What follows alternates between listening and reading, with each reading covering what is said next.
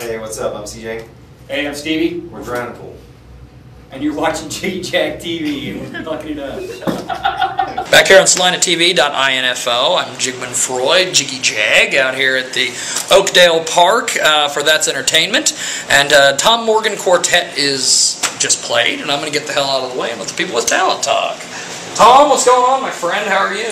Doing well. Tell us about the jazz that you did tonight for everybody. It was well, we had a cool great time. Yeah, this was a really fun experience for us because we really just felt like we could play whatever we wanted to play, and the audience seemed to be really into it, and good communication. That's what it's all about. That's cool. Well, tell us about some of the jazz that you did out there, because there's a billion jazz songs in the world. What was some of the reasons you guys played some of the stuff you did tonight? We just, actually what we were doing was playing, we just sort of went round robin, and somebody would think of a tune and we'd all play it. To be honest, this group, we've all played together at various times, but we don't play together in this configuration all that often. Yeah. And so this is the cool thing about jazz. We all know the jazz vocabulary, and it's really just like people who don't know each other can come together and have a conversation, just like I just met you guys. Yeah. And we can have a conversation because we know the English language. Well, as musicians, even if we didn't know each other, of course we know each other and play together, but if we all know the vocabulary, if we all know the body of tunes that every jazz musician knows and know the style and the vocabulary of the style, we can sit down and play, and most people think that we've spent hours and hours rehearsing, but we really haven't. We just know the music. You're hip, man. You're a cool cat. Okay. That really swings, baby. I had a question. Duke Ellington. That piece. I never heard that in the small. In a mellow tone? Yeah, that's it. Oh yeah. In a small quartet that way, or quintet. It's played. It's a pretty standard tune. People play it in small groups. But yeah, he of course had many arrangements of it that he did. But yeah, it's just a great. If you look at the tune, it's so simple. I mean, there's really, da da da da da. That's the whole tune. But he keeps turning it around and adding, harmonizing it differently, and it's, I like to call it like the perfect tune. Like only Duke Ellington could do. Yeah. Yeah. He's one of the great composers of the 20th century, and he doesn't get enough credit. Now tell us about some of the people that were playing with you up there tonight. Well, Craig Trinan and I have been friends. Actually, Craig was a student at Washburn University when I first started teaching there.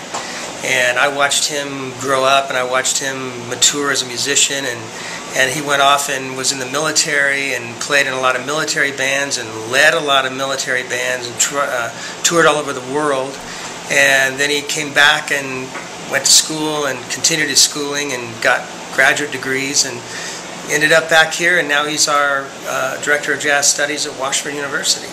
And it's been really great to watch him over the years, grow into the great player that he is. Brian Baggett, same way. I remember when Brian first came to Washburn, he was just a high school kid who was into rock and roll and heavy metal. He didn't know anything about jazz. And he's just such an incredible talent. And the guy that was directing the jazz department at the time, Chuck Tumlinson, really kind of took him under his wing.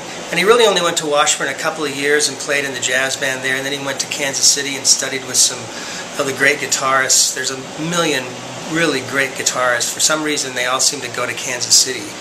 And so he just, studied with some of those guys, and I hadn't played with him in a long time, and I remember one time he ended up on a gig with me, and I just was blown away by how good he was. And he's one of the best in this area.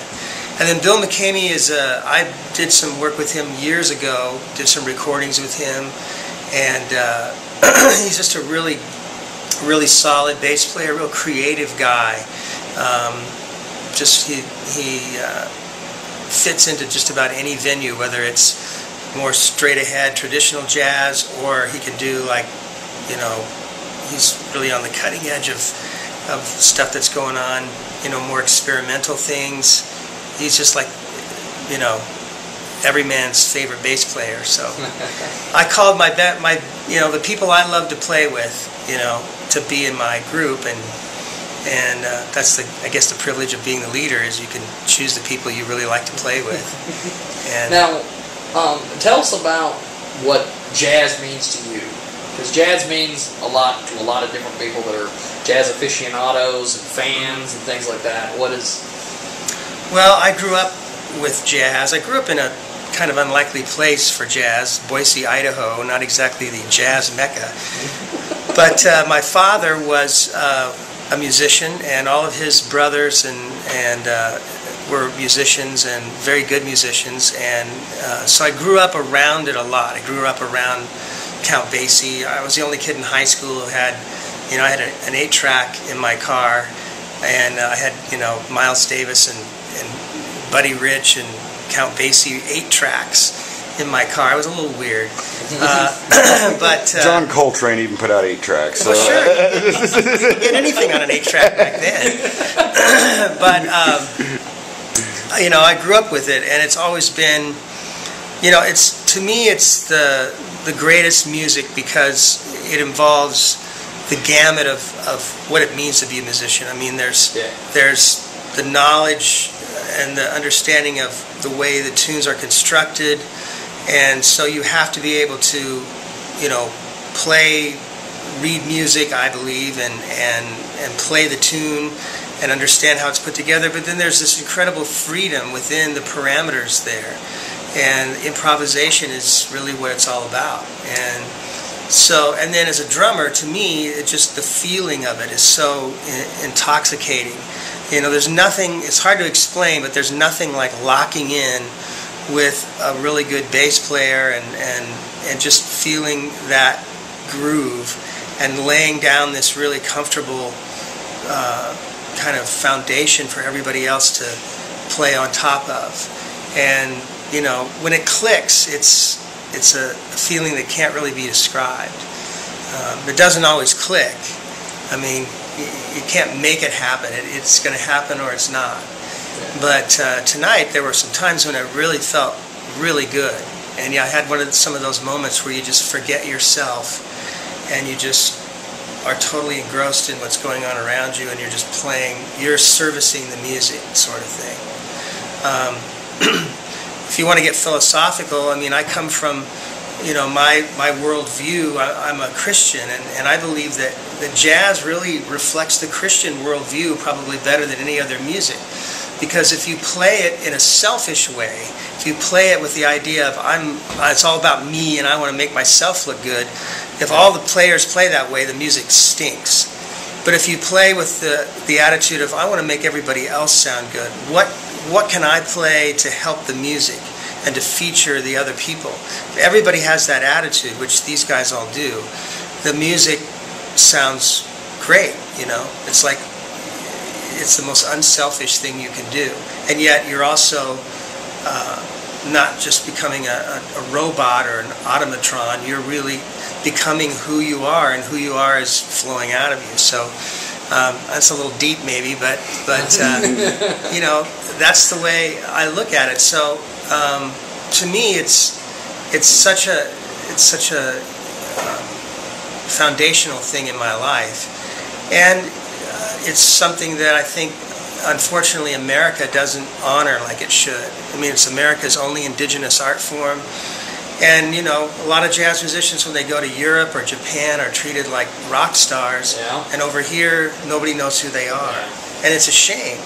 But to really listen and appreciate jazz takes knowledge and some effort on our part, I believe. And a lot of people aren't willing to do that, and so unfortunately they're experiencing this tiny little sliver of what music really could be, because they're limiting themselves to what they hear on the radio, which you can pretty much hear at one time, and there's nothing much more there to hear.